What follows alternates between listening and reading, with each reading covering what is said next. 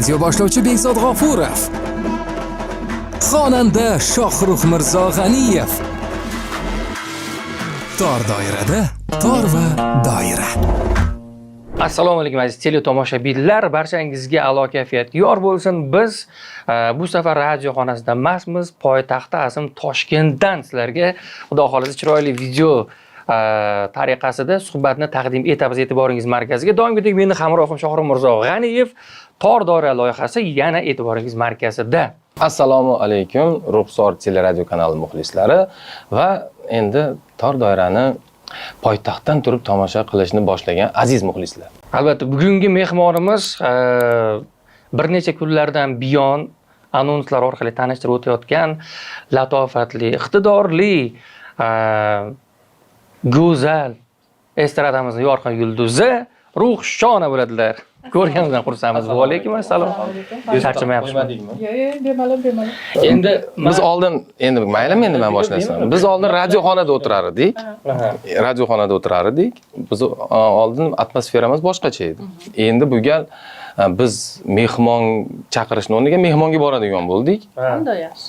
Ana shunga sizga rahmat. Yo'q demaganingiz uchun mana marhamat bizni Tor doiraning muxlislari bilan salomlashib qo'ysangiz. Assalomu alaykum Ruxsor TV telekanalining aziz muxlislari. Bugun aynan shu loyihada sizlar bilan diydor ko'rishganimdan bag'oyat xursandman. albatta bugun savolni ko'proq Shohrux akam beradilar, chunki Ruxshona bilan bir muddat ijod faoliyatida bo'lishgan, shuning uchun ko'proq Shohrux akamga e'tibor qaratishingizni so'rargan bo'lardik. Mendan ko'ra bari yaqinsizlar-da. Bir pasda oldindan Bekzodjon shunaqa qilib o'zini oqlab oladi. Yaxshi odatlari bor. Oldindan hamma narsani bildirmaslikka yuklab qo'ydilar. Mayli, qo'limdan kelgancha Xudo xohlasa aqlli va kerakli savollarni berishga harakat qilaman. Yashang, savol tayyor, birinchi o'zimdan boshlayveraman. Yaxshi. Xo'p, Ruxshona, mana ko'p yillardan beri bilamiz, ijodingizni kuzatamiz boshqa. Bir savol bor. Birinchi o'rinda men ko'rgandim yoshligimizda Bojalar guruhi solistida Jahongir Poziljonov bilan Chegaralar haqida bir qo'shiq kuylaganinglar. Birinchi qo'shiq shu, adashmasam. Duet, birinchi. Lekin o'sha qo'shiq sizga shoh-shuhrat olib kelgan, adashmasam. To'g'rimi? Undan oldin ham bo'lgan. Undan oldin bo'lgan, lekin biz ommaning e'tiboriga taqdim etilgandan keyin shu klip orqali taniganman asosan. Men endi o'zimdan kelib savol beraman. Nima uchun o'sha qo'shiq deyarli yo'q hozir? Kimlardir boshqatdan talqinda ijro etdi, lekin sizlar ijrolaringda deyarli bo'lmadi. Konsertlarda kuzatmadik. Yo Jahongir Poziljonov bilan nima o'rtalarda muomala qochib qoldimi? Yo'q, Jahongir aka bilan muomalamiz juda ham yaxshi. Ko'z tegmasin. Endi bilasizmi, bir vaqt mobaynida ijodda ozgina susayish bo'ldi meni o'zimda va aynan shuning uchun ham menimcha bu duet kuylanmadi, lekin yaqin orada bir konsertda kuyladik birgalikda bu duetni. Albatta, duet kuylandi va Xudo xohlasa kelajakda agar Xudo xohlasa Jahon aka rozi bo'lsalar yana bir duet kuylash niyatimiz bor, yo'q emas. Ishlash osonmi, qiyinmi? Kim bilan? Juda oson. Juda oson.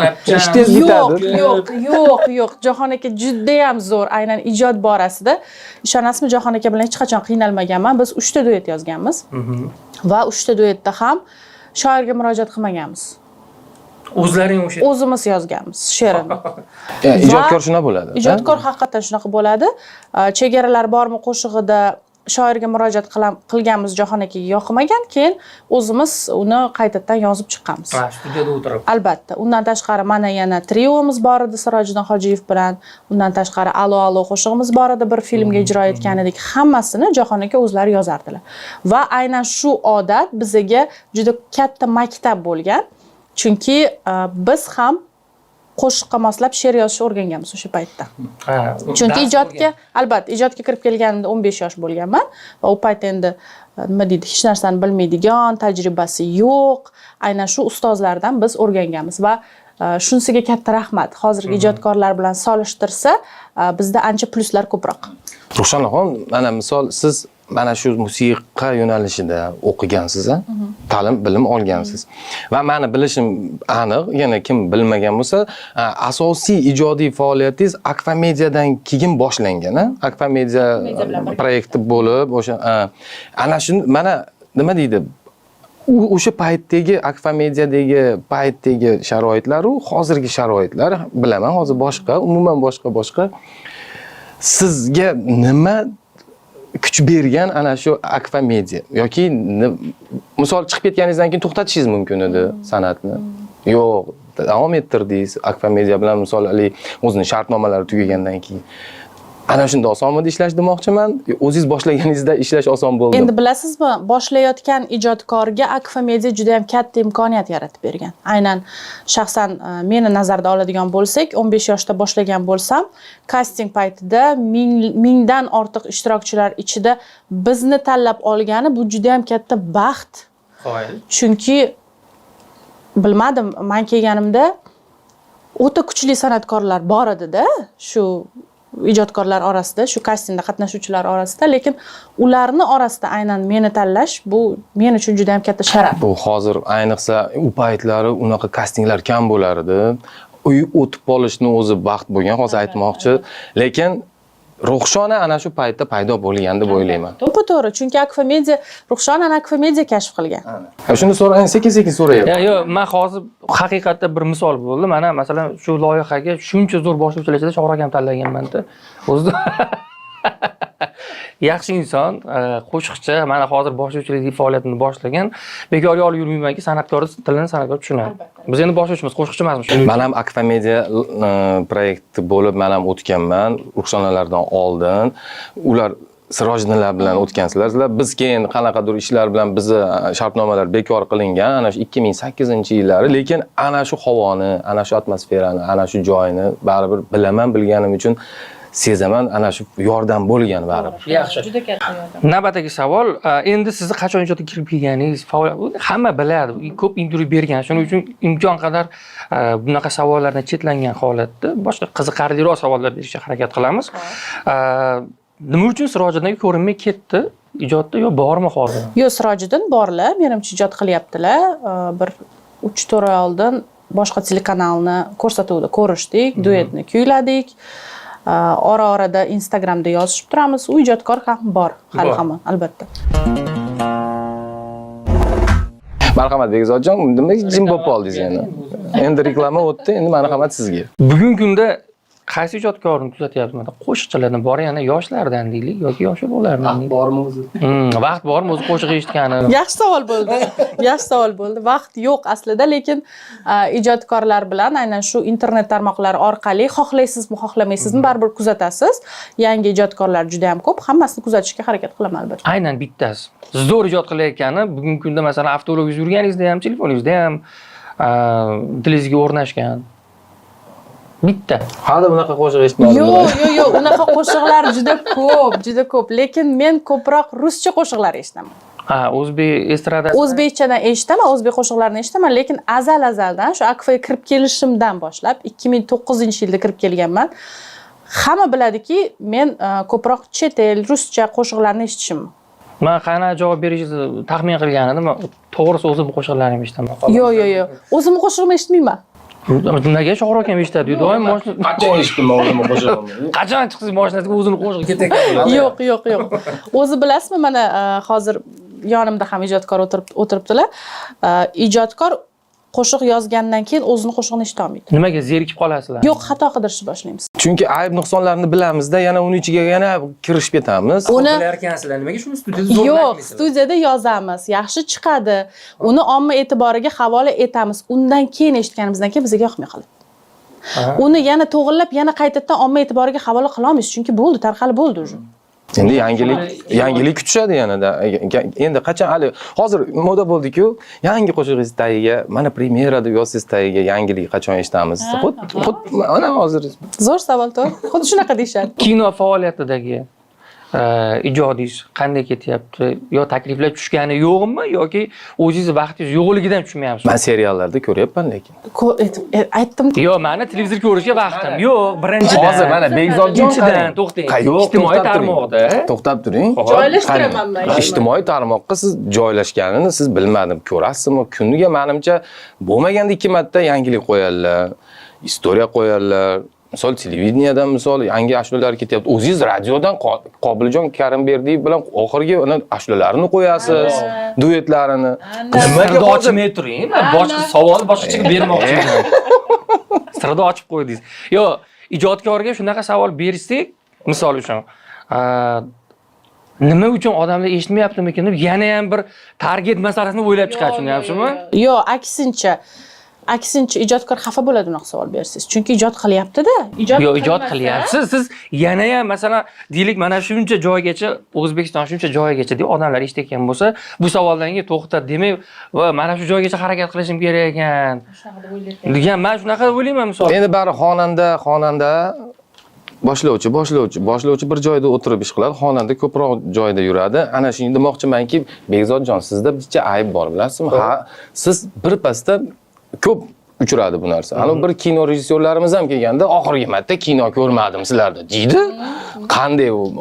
Endi Odam xafa bo'ladi. Men xafa bo'lyapman. men bu fishkani aytdim, nima uchun beraman? Endi sizlar oldinglardan ham aytib qo'yaveraman, nima uchun bu fishkani beraman? Bunaqa savol bersa ijodkorga qaynaydida, qoni qaynaydi, ochilishda boshlaydi, javob berish. Xafa bo'ladi Bekzodjon, ko'ngilga tegadi. Shuncha qilayotgan turgan mehnatim nahot endi bilinmasa-ya, ko'rinmasa-ya deb odam ezilishi mumkin ichidan. Men misol uchun yo'q, radioga nima uchun kam chiqyapsiz? Ko'p chiqayotgan bo'lsam ham kam chiqyapsiz desa, demak ko'proq chiqishim kerak ekan. Men harakatimni boshlayman. Sizda boshqa narsa-da. Bepul o'tirasiz radioga. Ha, sizlar Mikrofonni oldiga bepul o'tirasiz-da. To'g'risi. to'ylar masalasi qanaqa bo'lyapti? Vaqt orttiryapsizmi to'yga? Yondoq to'g'ri savol berdim hozir. Bo'ldim. Aralashibman. Shuncha biznesdan ortib demoqchiman, borib turibsizmi to'ylarga? Yo, vaqt bo'lmayaptimi? Yana Biznesdan ortib. Yana kuzatmaydi-da. Yana kuzatmaydi-da. Bekzodjon. Yo, to'g'ri. To'ylarga qanchaga borasiz desangiz to'g'ri bo'lar edi. Ular oxirroq dedi aka. Sizni fishkangiz o'sha. O'shani aytyapman, ha. Ayta olasizmi ochiqchasiga? Endi qayergaligiga qarab. Bor yana Farg'onaga. 93lik 585 77 80. Yo'q, biz telefon nomer demagan edik biz. Yo, mayli, yaxshi bo'ldi. Qoldi nomer. Ha, faqat to'yga aytish uchun, tanish uchun emas. To'yga aytgan telefon qilib bemalol tadbirlarga, konsertlar bo'lsa bemalol. Bo'larkan, o'zim shunaqa suhbat. Ko'rdingizmi? Mana shu savollarga ochildilar sizlar. Bo'lmasam o'tiravering. Bor joyda hamma ko'ngilga ochiladi. Mana qarang. Pul to'g'risida bo'lyapti-ku gap. Yaxshi. Xo'p, bugungi kunda mana to'yda ham faol ekansiz, ijodda ham faol ekansiz, telekanallarda ham faolsiz, xudo xolasa. Chunki men telekanalda kamdan-kam ko'raman, shunaqa bo'lsa kerak, ko'ryapsizmi? Ikkilanyaptilar. Ikkilanmayapman endi Sizni fikringizga qarab gapiryaptilar. Ha, meni fikrimga qarab. Xo'p, ijod haqida gapiraylik, yangiliklar haqida. Nechta qo'shiq 2023-yilda tayyorlab ommaga yetkazdingiz muxlislaringizga? oxirgi bir oy ichida 3 ta qo'shiq chiqardik, 2 ta klip chiqardik. Yildachi? Voy, yilda bilmadim. Bir 10 ta, 8 ta. Sababi ijodkor tanilib bo'lgandan keyin bir yilda 2 ta yoki bitta qo'shiq chiqarishni boshlaydida. Endi Sizda, sizda qanaqa bu ijodingiz doimiy faolligi? Bo'pti. Sotib olasizmi yo o'zingiz g'oyani ana shu aranjirovщикka berasizmi? Ana shunaqa savol beraylik. Ideyan. Kamera qaranglar, qaratinglar shularga. Shular to'ysan shu gapirib. G'oyalar masalasiga keladigan bo'lsak, har xil. Chunki ba'zi ijodkorlarning, kompozitorlarning oldiga borsangiz, zo'r g'oyalar chiqib qoladi sizga mos. Yokida aynan shu kompozitorlar o'zingizga aloqaga chiqadi. Mana shu qo'shiq sizga mos, bitta eshitib ko'ring. Ha, sizni ko'ryapman, siz ovozga yaxshi tushadi deb. Ba'zida o'zingizda kelib qoladi. Ba'zida bitta qo'shig'i, chet qo'shig'ini eshitib cover qilgingiz kelib qoladi o'zbek tiliga o'girib. Har doim har xil. Ijodkor menimcha hech qachon bitta joyda o'tirib kimdirlar to'g'ri yozadi, lekin bilmayman, menda har xil. Bitta savolim bor mening. PR ga qanaqasiz? Qanaqa PRligiga qarab. Deylik, ikki xil PR bormi o'zi? Yaxshi yomon deylik. Yaxshi yomon deylik. Yaxshi PR ga deya qo'yaylik, yomon PR bilamiz. Yaxshi. O'chmisiz, masalan, atida qildirishi qanaqa? Yo'q. Atidan hech qachon hech narsa qildirmaganmiz. O'zidan o'zi nimadirlar bo'lib ketadi. Chorniy PR ham, beliy PR ham o'zidan o'zi bo'lib ketadi. Endi bu yoq xudodan deb bizdan emas. 3 yildan beri biz intervyu bermaymiz. 3 yil emas, undan ham oshiq bo'ldi. Bir 5-6 yil bo'lib qoldi. To'g'riki men tutdim. 5-6 yildan beri biz intervyu bermaymiz. 7 yildan beri desa ham bo'ladi. Mana administratorim yonimda o'tiribdilar. 7 yildan beri biz mana shunaqa o'tirib intervyu bermaganmiz. O'zim jurnalist bo'lganim uchun o'zim intervyu olganman, lekin intervyu bermaganman. Va hozir Ruxsor TVni hurmati uchun, vodiyliklar, vodiy ahli hurmati uchun mayli deb rozi bo'ldik. Shunchalik yo'l bosib kelgan ekansizlar, lekin bilmayman, manaman degan odamlar chiqqan sizga intervyu masalasi bo'yicha bermaganmiz. Biz hozir vaqtimiz ham xudo xohlasa ko'rsatuvimiz vaqti ham sekin-sekin yaqinlashib qolyapti. O'zini poyoniga. Bo'ldi. Rejalar haqida. Keyingi qanaqa rejalar? Misol konsert qo'yish niyati bormi?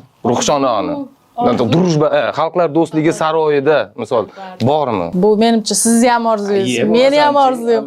Hammamiz orzuyimiz, nasib qilsa. Necha marta o'tsam borki, maza qilib qaraymanda ichida o'zimni ko'rarmikinman deyman. Yo'q, nima to'sqinlik qilasiz shunga? Mana sizlarga nima qo'shiqlaring bor? Endi konsert dasturi bu juda katta mablag'da. Masalan, bularning ham prodyuserlari yo'q, meni ham prodyuserim yo'q. Biz o'zimizni o'zimiz ko'taramiz. O'zimizni pulimizni o'zimizga оборот qilamiz. Ya'ni qayerdandir 1 so'm, 2 so'm, 3 so'm topib, uni yig'ib, terib, nimadir qilib ashula yozamiz. Shunaqada oson emas-da o'zi aslida. Homiy masalasi. Endi homiy gap bilan homiyda emas-da.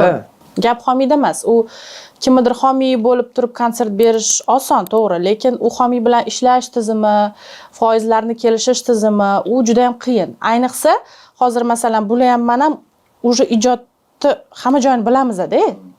Masalan, yangi chiqayotgan ijodkorlar, masalan, Akfa paytida men hech narsani bilmaganman, qo'limga oyligimni berishgan, bo'ldi, seni ko'taramiz, mana shartnoma, mana. Ana shunaqa paytda zo'r ishlash.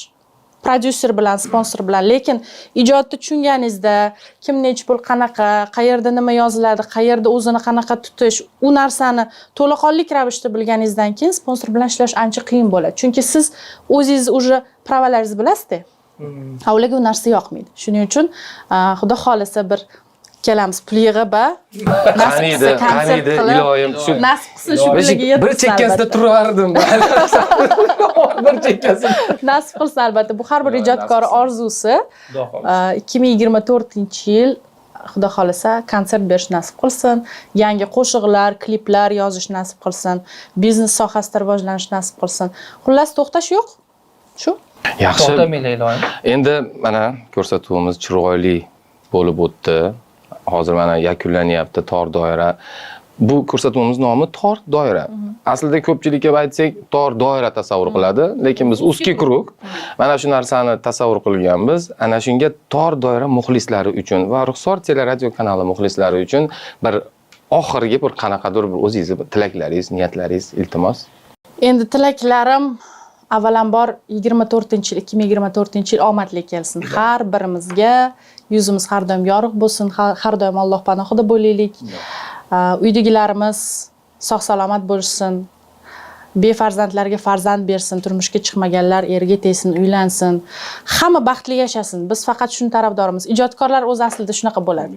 Biz har doim yaxshilik tarafdori bo'lamiz. To'y bo'lsin, tantanalar bo'lsin, yaxshi kunlar bo'lsin. Biz o'sha yaxshi kunlarda xizmatda bo'laylik. Iloyim bardavom bo'lsin. Yomon kunlar umuman bo'lmasin. 2024-yil hammamizga omadli yil bo'lsin, daromadli yil bo'lsin.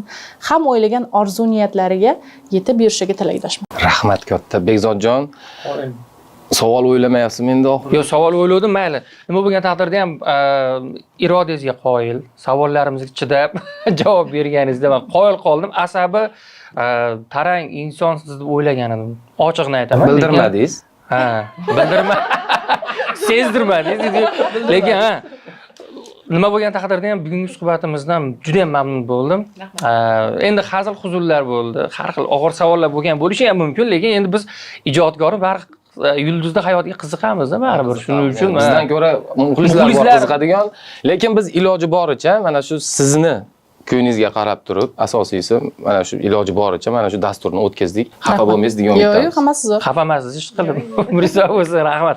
Aziz tomoshabinlar, bizga ajratilgan vaqt nihoyasiga yetdi. Xudo xolasa, kelgusi dasturlarimizni ham chiroyli mana shunday suhbatlarni e'tiboringizga taqdim etishga harakat qilamiz.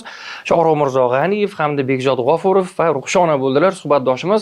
Xudo xolasa, tez kunda yana yaxshi kayfiyatda siz bilan ko'rishamiz. Unga qadar o'zingizni ehtiyot qilasiz. Salomat bo'ling, xayr.